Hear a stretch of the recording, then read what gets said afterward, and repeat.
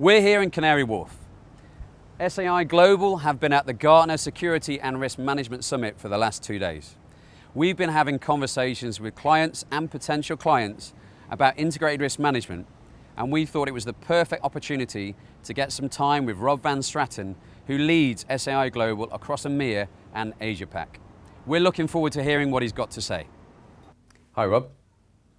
Thank you for your time today. I was wondering whether we could just delve a little bit deeper into a very serious topic actually around anti-bribery and corruption. Oh, yes. I know it's something you're very passionate about. Yeah. And I know with SAI Global, you travel the world extensively meeting clients, talking about integrated risk management. So what is your experience of anti-bribery and thoughts on the topic? So the risk of anti-bribery and corruption is increasingly acknowledged and taken serious by organizations and governments around the world, and I observe change for the better. In many areas of the world, the ambition level has increased, and I see that geographical coverage of organizations wanting to behave in an ethical and responsible way increasing. So people embark on journeys to change the culture in their company into responsible behavior. Okay, and then specifically around that behavior then, you know, with regards to creating an awareness within an organization, how would one go about doing that? It's about education. And it's not only educating why bribery and corruption is bad. I mean, most people realize that, right?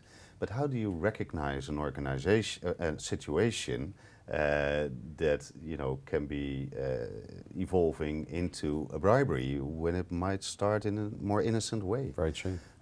So it's all about education, awareness of recognizing situations that are on the edge, and then also explaining what you should do as an employee, if you come across situations like that.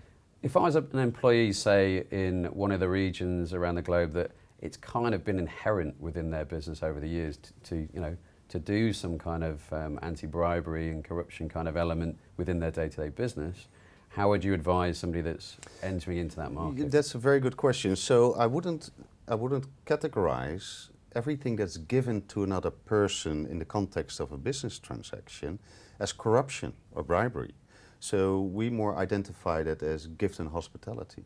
And in many cultures, it's very common to give a present. I travel a lot to Asia, Middle East, and I take stroopwafels with me. That's a Dutch I've tried them, treat. They're very nice. Yeah, too nice. People appreciate that. Yeah. But when you look into gifts and hospitalities, you can't have a policy that is unified to the extent is our employees are allowed to give or receive these gifts until that amount, because there's so much more granularity, there's so much more complexity. So an executive can give or receive a different gift than somebody in the purchasing department, who sends out contracts on a certain level. So it depends on geography. It depends on the nature of the gift. Depends on if it's a repetitive character of the gift, but also the time of the year. I mean, in Europe, it's okay to bring a bottle of wine during Christmas or close to Christmas. In Middle East, you don't bring bottles of wine, and in Europe, you don't do that in spring. So there's a lot of complexity to it, and what is important for companies is that they make people aware, but they also offer tools to understand and register gifts and hospitalities. Because if you make it transparent and you can look up the rules, preferably online or on your mobile, then you can avoid situations that you would regret later on. So it sounds as if understanding the policy as an employee is critical to also having the system to put that information in. Yes, that's very much true, but there's more to it. So what you want to do is really connect the two, the policy and the learning preferably in an e-learning setting, so that you can offer it in a continuous way. Because, you know, in many countries, people still go to classroom training. But that's not effective, because that's not how the memory works. No. You got a forgetting curve, we call that. You know, after 2 days, you know, you remember 40%, but the lunch was wonderful, right? Yes, so you need to go to a campaign-based approach where you connect e-learning in an easy way to consume, preferably on mobiles, connected with your policies. So if you fail on a certain piece of the training, you're offered the policy in a friendly way, not boring. And then you connect it also to a gifts and hospitality system, that you can have the transparency around the gifts, receiving or giving.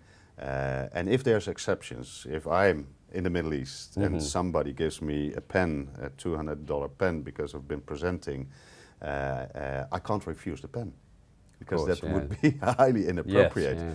But it is, I violated perhaps a policy, or I'm not sure. The first thing I do is register it and ask for a waiver. Right, okay.